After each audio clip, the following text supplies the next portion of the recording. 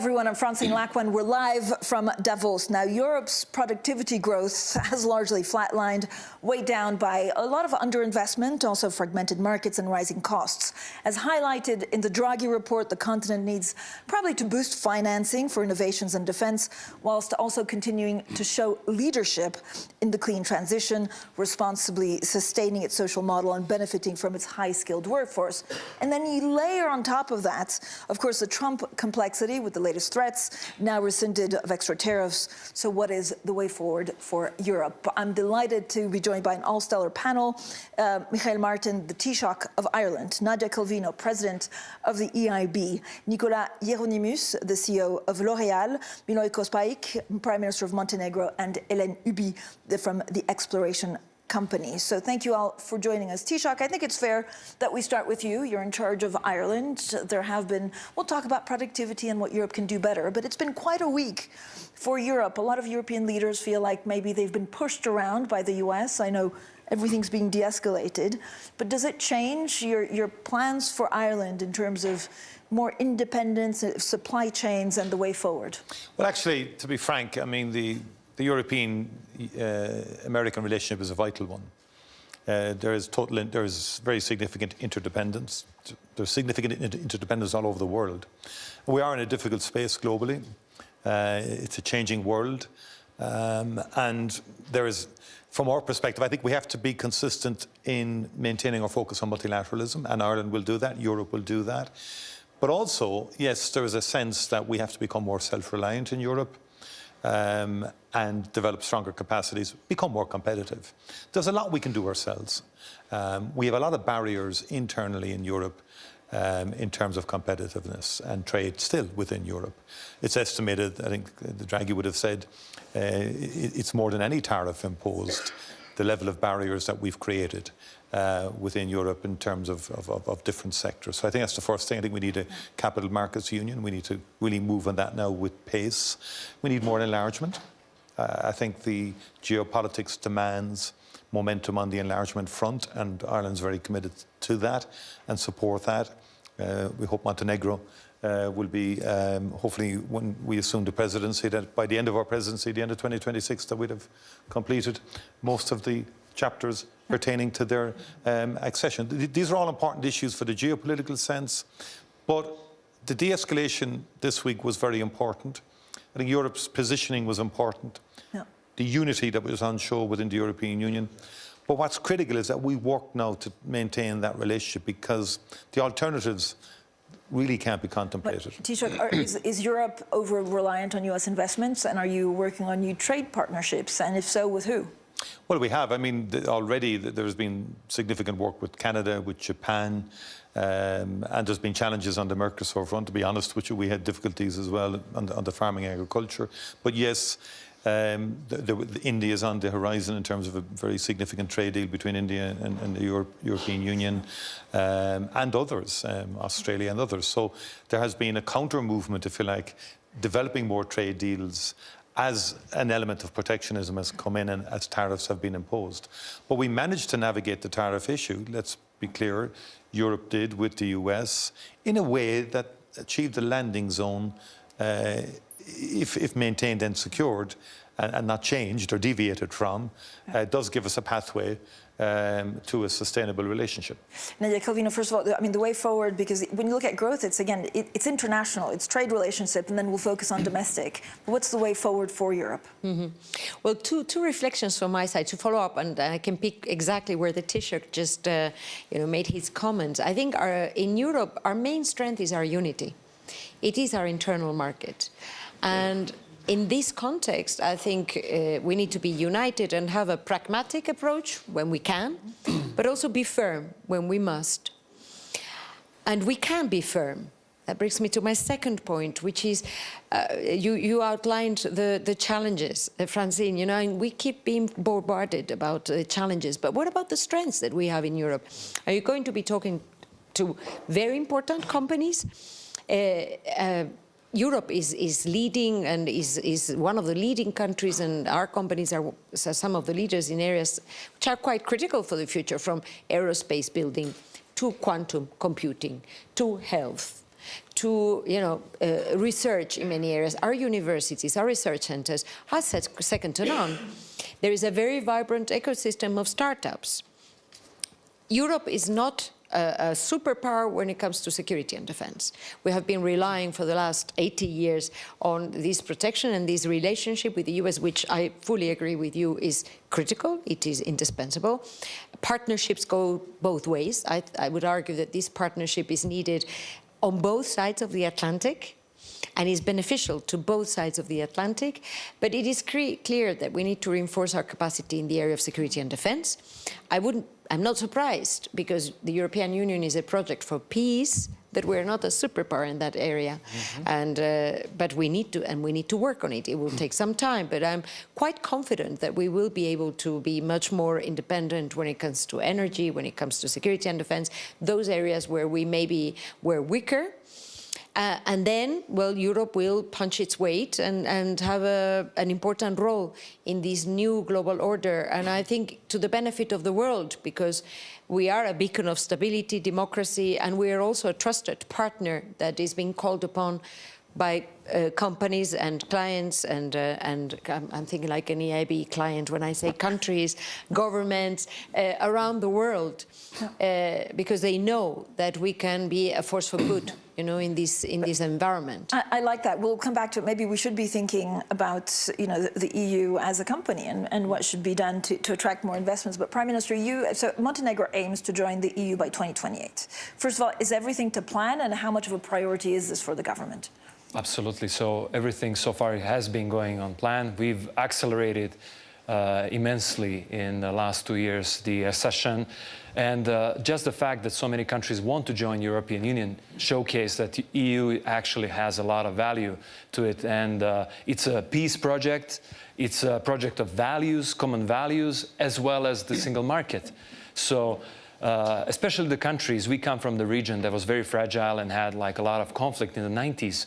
We value peace maybe way, way, way more than some people who take it for granted. But we see through the Russian aggression in Ukraine that the things have changed, and people started understanding actually how peace is important to the higher project. But again, maybe not only talking about the benefits, talking about the challenges is also very important. And how can Europe go further? I mean, it's not in my position as still not a member state, but like as somebody coming from private sector and coming from the outside, I could say that fragmentation of the market that Draghi's report has I think hit the nail in the head is something that is very important to tackle. I think because of the AI, I think because of the geopolitics, we couldn't talk about AI a lot these days, unfortunately.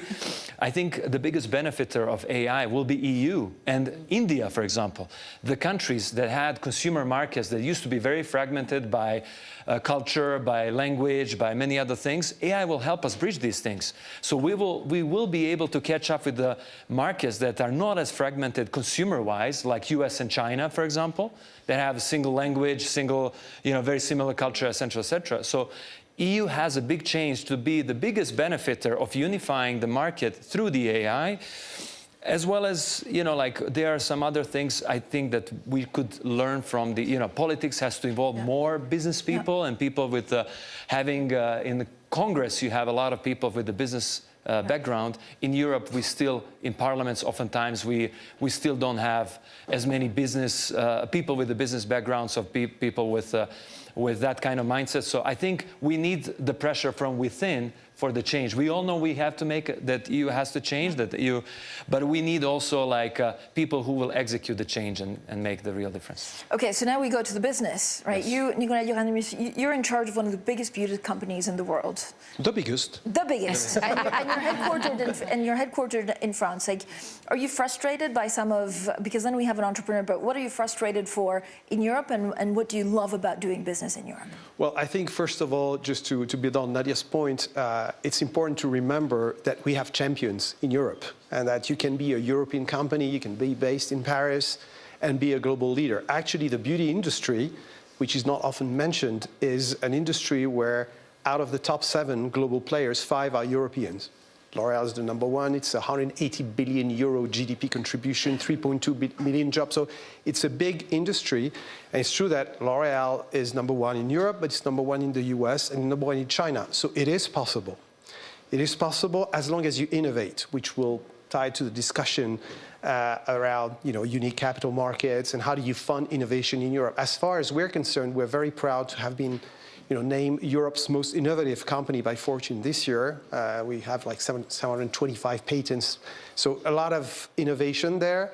But today we feel, and going back to your question about frustration, that Europe doesn't support its champions enough. And that's all the discussions around regulation.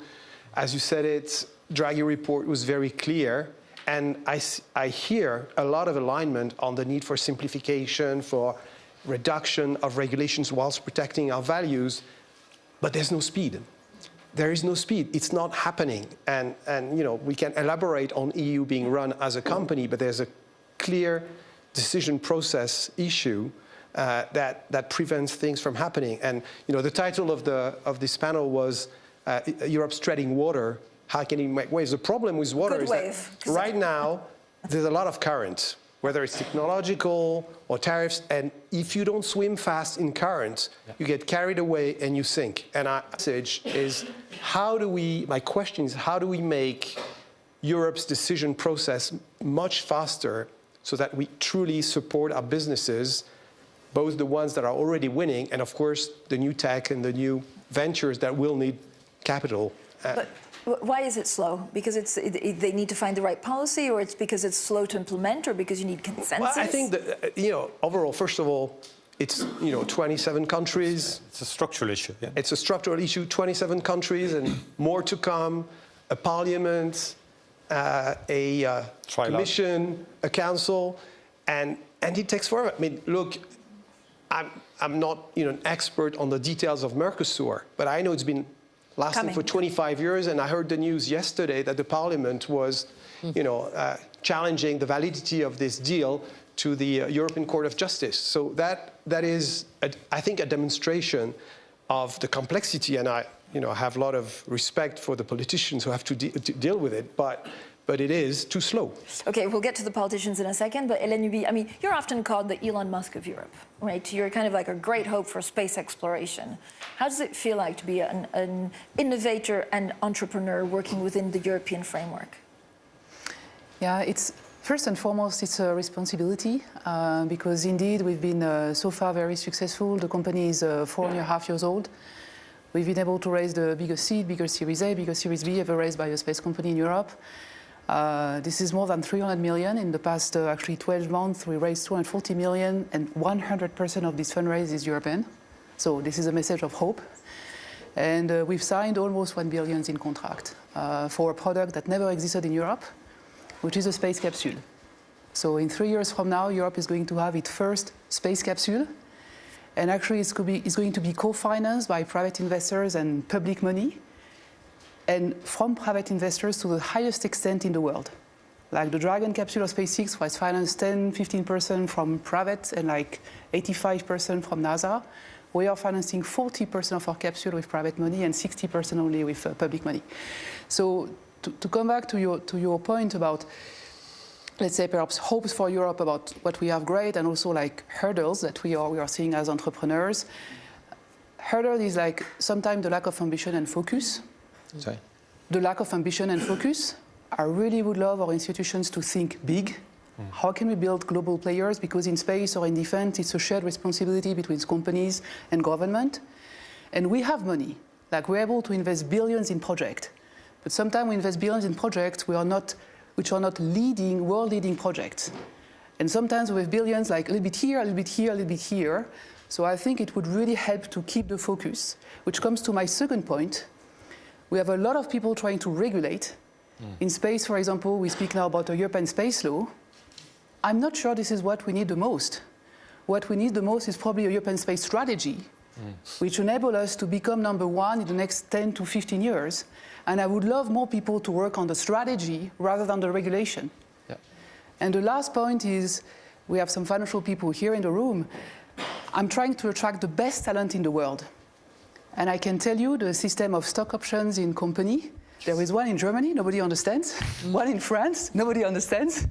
And so if we want to bring back the talents and we have people, who've been working at Spajić, coming now in Europe to sustain our mission of building space vehicles across countries, well, I have to explain to them, to their wives, to their husband, how the stock option system of a startup is working in Europe. So I would love, we have one common stock option system, which is more attractive than the one which is in the United States. And this is how we'll be able to attract talents here. Do you ever wish you were based in the US? I decided to build this company starting with Europe, to scale it in the US. So we're in the United States, we're in the UAE.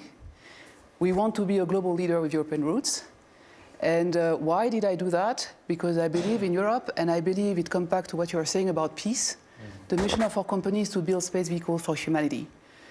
It means every vehicle we built, capsule first and then rockets, we built it across nations so that we can share critical military and civil technologies across these nations. So we want to scale the European model of collaboration across the world. And that's why we started in Europe, because I think that's really important. Space is the future of humanity. We can decide to build it in a confrontational manner. And of course, some will do it because this is our human nature. But we can decide to build it in the way we've built the European Union.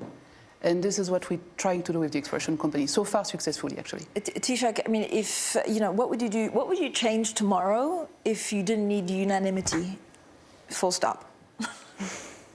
I mean, I think that the single market, in my view, I think the Capital Markets Union are personal, and there are political challenges. I mean, you're correct, it's a structural, it's democracy too, by the way, which is a positive. And one of the most positive things Europe has going for it is it's a beacon, it's a bastion of free speech, freedom of assembly. All of these things are very valuable. Strong culture. A lot of people want to come to Europe to live. A lot of people want to come to Europe to work. So those are the fundamental strengths. But I think from a competitiveness point of view, certainly, like some of the omnibus simplification measures that have already been introduced by the President of the Commission have been slowed down in Parliament or have been not supported. And so that multi-layered structure is a problem. We're not a company. We're 27 member states, all political entities, polities that have parliaments and so on. So this is complex. And that's challenging in terms of efficacy and getting things done quickly. On the other hand, if you go through COVID-19, European Union probably responded more effectively than anybody else in the world, in my view. In terms of export authorization, it didn't prohibit the export of any component part of vaccines. It was the strongest donator of vaccines globally, and I think did a fantastic job working with industry. I was a health minister in the early 2000s. That level of coordination between the Commission and industry was not there, wouldn't have been there when SARS erupted. It was there during COVID. I pay tribute to the President of the Commission, Ursula von der Leyen, and others. I think that was a very effective partnership. And Europe showed its strength and what it's capable of doing. And remember, the key vaccine, one of the key vaccines was BioNTech. It was a European vaccine, actually. Pfizer, and that's a good partnership. You know, they were a mega company. They managed to distribute, market, and so on. It became known as the Pfizer drug. It's kind of interesting. But actually, and it was a good combination and a good partnership. So I think those are illustrations of what can be done. But we do need, on the entrepreneur side, we do need more VC availability, venture capital and so on, and companies do need, and there is that sense in Europe that it's not as freely available to SMEs as a lot of our companies, some of their orientation is US in terms of venture capital. And that's a problem. That shouldn't be the case. We've had discussions in some sectors like health, for example, where there are significant barriers, where you have almost 27 individual competencies and in terms of regulatory bodies and so on. And so there are clear areas where we can simplify. And there's a political will to simplify. Definitely, there's a will in the Commission to simplify regulation. But the problem that was referenced earlier of how you get through the different structures is the challenge. But Nadia, Calviño, is it structural or is it also just a political cycle, right? Well, I very much agree with what has been said, that in a way it's the challenge of Europe and it's one of its strengths, that we provide a message of stability to investors. So you know that there's not going to be a situation as we live with some other superpowers in the world where you wake up in the morning and you wonder what happened, and then by lunchtime maybe it has changed, and by night it's a different policy. So Europe is trying to provide a very different message. It's one of the beacons. It's an anchor with a swiveling chain. So it can move, but your bases, your values are very clear. And I was thinking about this when Nicolas was talking about their currents and the winds.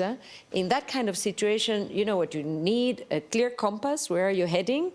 A strong leadership, which I hope tonight, we will see this strong leadership, and everybody rowing in the same direction. And I think that is the recipe for our success.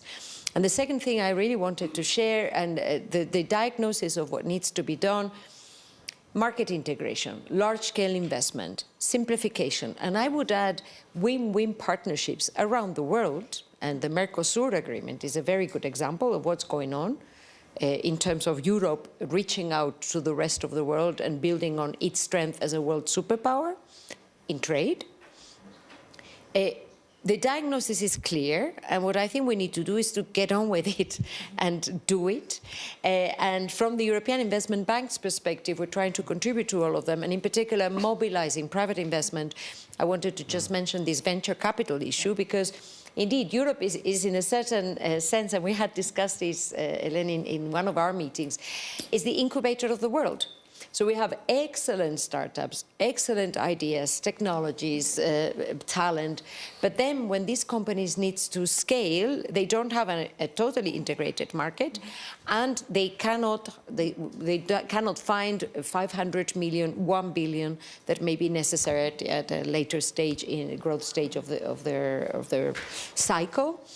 And that is an area where, if we're going to try to the maximum to make a difference from the European Investment Bank, to be a catalyzer, to try to reach the necessary scale for Europe to also overcome that weaker part. I'd like to go Nicolas and then the Prime Minister, but Nicolas, I mean, when you deploy capital, is it more expensive to do so in Europe than it is in Asia or the US?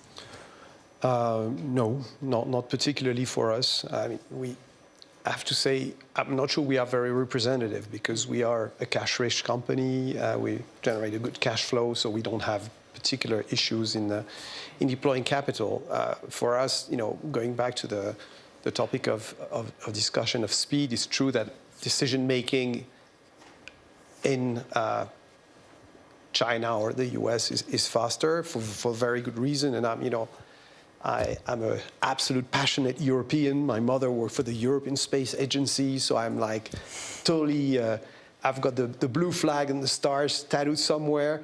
But that's why I'm so eager to find ways to find solutions. I totally agree with you that there has been some movements. There have been some omnibuses that have been launched, which is not a decision, which is a process to get to a decision. Yeah. But at least, as far as our industry is concerned, some absurd bans that were in the making, like ethanol. You were talking about the COVID. We were manufacturing hydroalcoholic gel for everybody during COVID, and because ethanol is potentially alcohol, carcinogenic in drinks, it would have been forbidden in fragrances, in hydroalcoholic gels. That has been pushed back, but things that, which I've already talked about last year, which is the Urban Wastewater Treatment Directive, and I think that there are some pharma people in the room. Two industries alone have been deemed responsible for all the pollution of water, which is pharmaceuticals and cosmetics, no detergents, no pesticides, no food, no coffee, nothing. And that's been voted, and since then we've all been trying to, everybody agrees that it's not fair. We are totally in favor of the payer-polluter thing, but everybody that pollutes should be paying. And that's typically something that's been, where I have most European leaders saying, yeah, you're right, it can't be just two industries that are going to pay the bill. But nothing moves. It's not even been put in the latest omnibus. So that's where you can feel a little bit of frustration, despite my blue tattoo, is that I wish we could find a way to be a bit more fast. Expensive, yeah. Prime Minister, how do you think leaders should rebuild trust around growth? I think so. In regards to the competitiveness, I'm not 100% sure that actually it requires 27 states or 28 or 29, 30 states. That's number one. Number two, also, it's very important to know that everybody, for example, agrees on Draghi's report. I never met anybody who doesn't agree of all the leaders, they all agree on it. Why it's not being implemented is the question. The number one, from my point of view, is number one, that the execution capability of the politicians or people like in charge in Europe is a bit different from the layers, etc. That's not because here people are used to making policies and also negotiating on policies and then presenting policies. Actually, as a politician in modern Europe, you have to oversee execution of policies.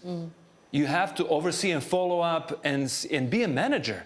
You have to be a manager. You cannot be like somebody like, oh, I'm delegating this to somebody else. You have to take in charge. You have to make the reform till the end, to follow up, to see everything, because administration as well has a different dynamics as well. They think there's, okay, this is impossible to do, etc. The million of times the administration comes to me and says, this is impossible. Yeah. At least 10 times I have proven them wrong. And this is what politicians have to do in modern Europe. Have to. They're obliged to do it. Secondly, I also think, even if there is 50 member states, I think we will all agree that Draghi's report should be done. So it's not a number of states that's making a difference. Is it capital? Is it access to money? All the things that he has mentioned, capital markets, all of these things, enforcement. Courts in Europe don't function. They're too slow and they're unpredictable. So you have, for example, founders who are clueless if their stock options are going to be enforceable or not in Europe. In US, in Singapore, in UAE, in UK, it's going to happen. In Europe, you are clueless because the courts sometimes they can decide this, they can decide that. The uncertainty around the courts and the speed of the courts is probably slowest in the world, not counting the countries that have lower. So this is something that we have to work on: the speed and the mediation of disputes or quick dispute resolution mechanism. Something like SIAC, for example, Singapore International Arbitration Court, is necessary. Like arbitration is a speedier way because, like arbitration-wise, you can do mediation in 6 months. In the case of the commercial court, full agreement, there's 3 or 4 years. So these are like quick measures that we should do. And we should also encourage yes, we need a capital union, and we need the market to be really single market. So, Prime Minister, can I ask you? I mean, is this also? A lot of countries are maybe distracted by trade and tariffs war. I mean, for Montenegro, how present or not is Russia at the moment? We have to focus. If we really want to get competitiveness done, everybody has to focus. Number one priority: competitiveness. I think we are too much now bogged down by foreign politics. And Europe is is on foreign policy. We always have to, remain important. But if competitiveness is important, it has to be for all of us, all the leaders. This is number one focus. Let's get this one right. Let's now all focus on this because we have too many topics we are focused on, and you cannot be doing too many things at the same time. Yeah. The only problem there, the challenge is, in February, Antonio Costa's convened a meeting of all leaders to focus exclusively on competitiveness. And it's kind of an away day to do that, and that's important. But you can't ignore what's happening in the world. And so we have a war on the continent of Europe. Yes. Russia illegally invaded Ukraine. I agree with President Trump in terms of the extraordinary carnage that's happening on the battlefield. Generations of young people losing their lives on all sides. It is a catastrophe. But it also has opened up security and defence issues in Europe, and it has transformed the psychological sort of disposition of Europe towards its own security, vulnerabilities. We're in a world where critical undersea infrastructure is under threat, which is critical to economic security. We have energy connectors. All of that and we have cybersecurity attacks on a daily basis. So we can't ignore that either.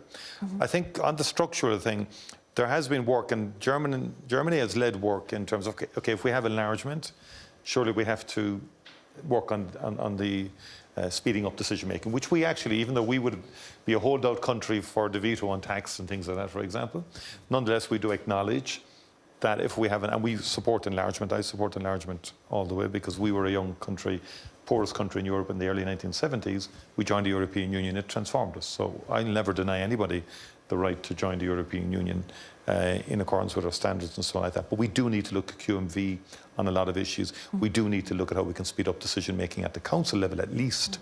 So I would acknowledge, and we should be clear about that as well. Yeah. Otherwise, we will make it slower, we will make it more inefficient, and we cannot afford to do that. I'm positive in terms of what we can do. You're right about the political cycle, but actually the political cycle right now is strong positive disposition to simplification of bureaucracy, and the Commission is in the same space. So we've got to work hard with the parliamentarians to make sure that whatever we bring forward at one level can get passed at the parliamentary level. And then, is there anything that you're optimistic about, that you're seeing maybe a sense of urgency from policymakers or politicians? Yeah, I'm very optimistic actually. Number one, about the kind of talents that we are building, because I see more and more universities having a mixed curriculum with entrepreneurships and trying things, failing, doing things with their hands. I mean, here in Switzerland, Zurich and also in Lausanne, we have two amazing examples of like very, I would say, concrete curriculum, and I think this is a great strength in the US, which is now more and more here developed in Europe. So I'm super optimistic about that. I'm very optimistic also about funding. I mean, there is now this European scale-up fund, which is being setting up. So this is great, and also, and this is for me even more important, if I may, a little bit like provocative. Because public money is amazing, and I'm super grateful that the fund is happening. Private money is also very important. I don't want that to become a country. I'm speaking about Europe because I also have a blue flag, which every time we want to do something, we ask for permission, or like we ask the governments to help us. Like Musk built Starlink without asking, any money from the States first. And this is, I think, the mentality we need to have. And this is why I'm so hopeful, is that we have now second, third generation of entrepreneurs who are building funds here. And I can tell you, because I have most of my board is actually entrepreneurs and who were like super successful, like building Wise Transfer, building Skype, etc. And they are now reinvesting in Europe, and they are sharing with us their knowledge. And this is so important, because we need this know-how to scale our companies even faster. I mean, growth is also having great thinkers in your country. Do you think, because of what's happening in American universities, maybe this is Europe's moment to attract talent? We are attracting top talent. We are having actually in our company people leaving the United States because they want to contribute to something bigger. And since we have this collaboration mission at the very core of our company, some people left SpaceX, or some top talents of NASA decided to join us because of the mission. So we are seeing that on a daily basis. Yeah. I just think human capital is the key to the European Union's future.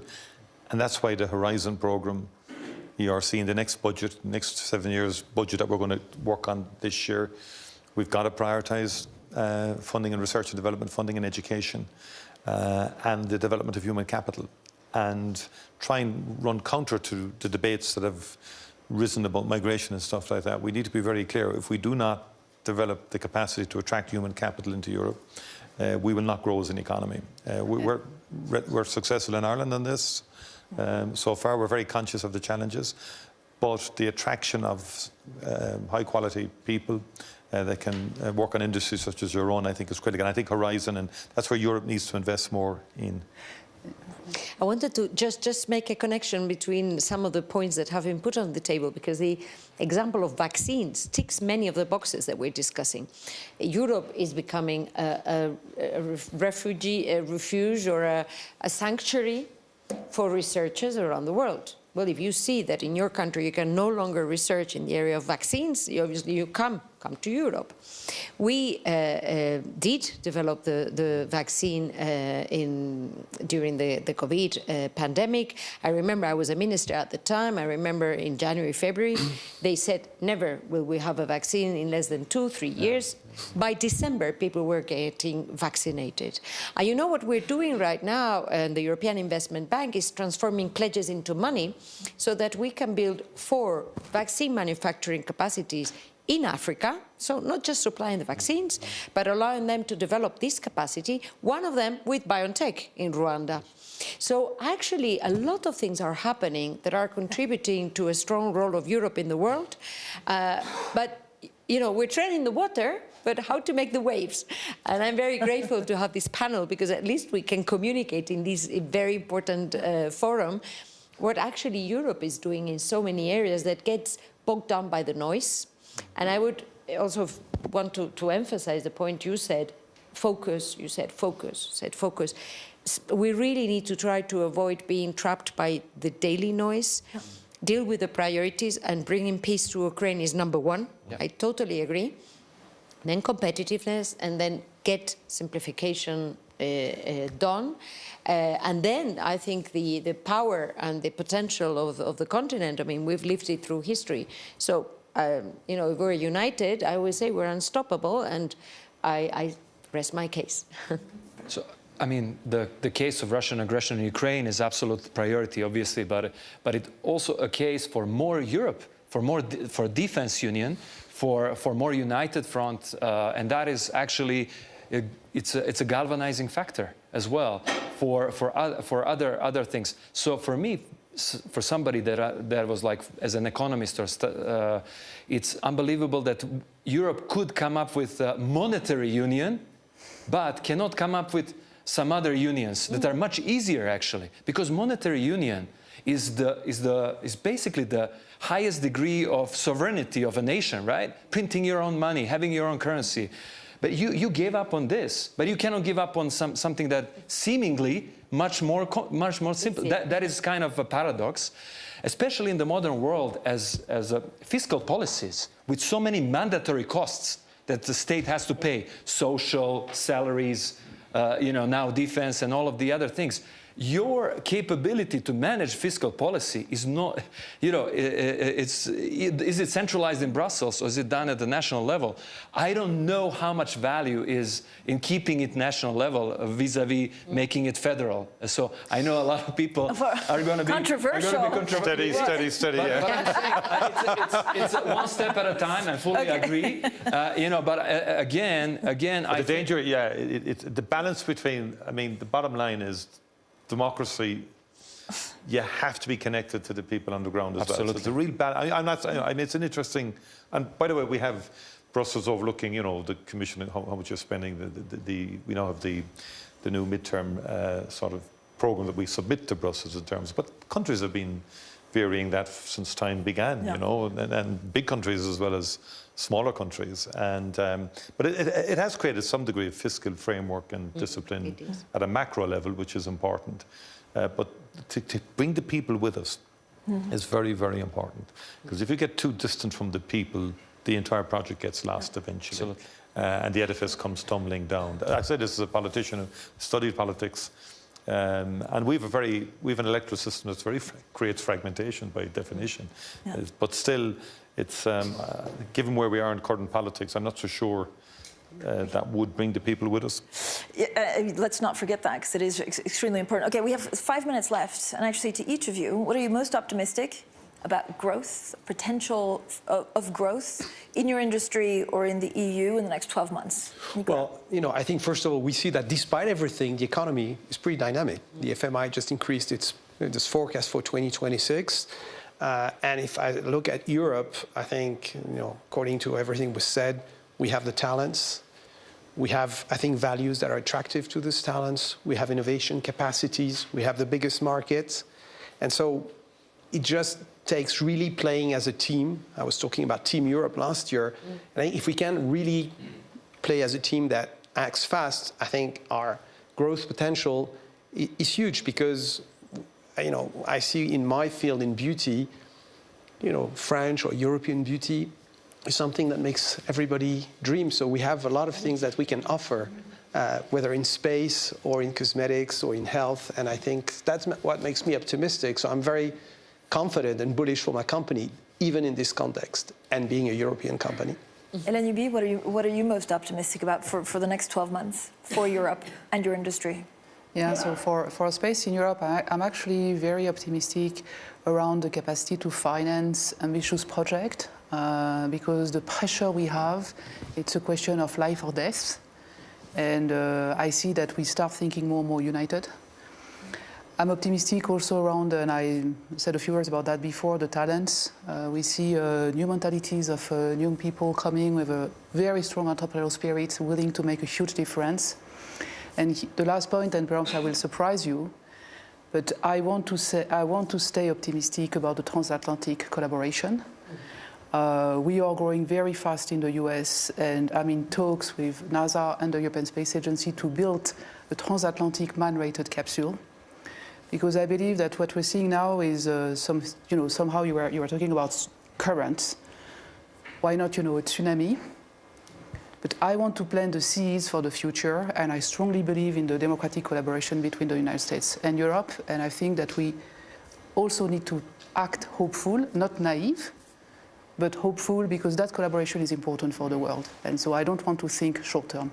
Do you think we'll get something more concrete in the next 12 months? I mean, let's just imagine that, for example, in the next month, we could agree on a, sorry, I'm taking my example because, working in space, but we could agree on a collaborative transatlantic man-rated capsule program between US and Europe. What does it say to the world? What kind of hope it brings, right? This is awesome. If I may, Francine, because you were mentioning the interconnection, I was talking about French or European beauty, but L'Oréal has got 20 American brands in its portfolio that we're exporting to the world. So it's really, Absolutely. We're a global company with global values, and this, I'm totally in line with Hélène on the need to have this very strong connection with North America. Prime Minister, what are you most optimistic about for the next 12 months for European growth? So I think Europe is again a place, a cradle, but also a beacon of light in terms of the peace project, in terms of the values, in terms of rule of law, in terms of the human rights, and these are the fundamental things that founders or the people, innovative people, care about eventually. They care. This is on the humane level, the quality of life and other things that Europe also provides for, is something that eventually Europe can be very attractive, given that we solve the like minor problems in regulations and other things that are burdening. But obviously, I think it's Europe has a very strong case of attracting talent from all around the world, treating them fairly, treating them with respect, treating people with ability to express themselves to creatively or in an entrepreneurial way. And I think I'm very bullish on Europe. Again, I also want to say that I'm a big, I have also a big tattoo, blue tattoo. So all of us, maybe we have different opposing views on some things, but again, we all wish the best, and I think we are all very bullish on Europe. Taoiseach? Well, first of all, I would be optimistic in terms of, notwithstanding all the tensions, strands and difficulties and so on like that, in terms of there will be progress in simplification of regulation in the next 12 months and in the years ahead. There will be progress in terms of investment in research and development and in human capital and the broader area of education in the time ahead in Europe.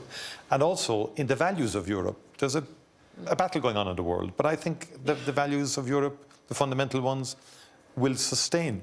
Yeah. And the transatlantic, there have always historically been different strands in America in its approach to the world, and in Europe likewise. But I would actually be optimistic in that transatlantic. I have to be as an Irish because historically over 30 million people in America claim Irish descent because of the famine in 19th century Ireland. So we have Irish all over America. Those relationships will sustain in the time ahead. And other European countries have similar diasporas in the US as well. And I was reminded when you were saying about L'Oréal and all of that, one of my favourite films was Casablanca. Don't be wondering what it was, and Bogart to Bergman at the end, we'll always have Paris. Nadia, Calviño? Well, no, I think, to summarize what the colleagues have said around the table, and coming from different backgrounds, but at the end of the day, a lot of our trust and optimism is based on the resilience of our systems, of our networks, the resilience of the structure that is underneath the daily, I call it noise, there are many words we can use about these turbulences. There is a strong foundation underneath. I also hope and I have trust in the strong foundation of our democracies. Because actually I think what the Taoiseach said in terms of bringing the citizens with us and the rise of populism and extremism and the conflict and the fact that we have angry societies, I think is probably one of the key challenges in terms of the structures. But I have hope also that that will also be resilient, so that then we can, make reality all those beautiful words that you have and wishes that you have put on the table. And I want to finish with this. On a daily basis, Europe continues to be the best place to live, particularly if you're a woman. I want to also emphasize this point, and that is also a very strong strength in this brave new world. Well, thank you all for a wonderful, engaging panel, and I wish everyone a great rest of the forum. Thank you. Thank you. Thank you.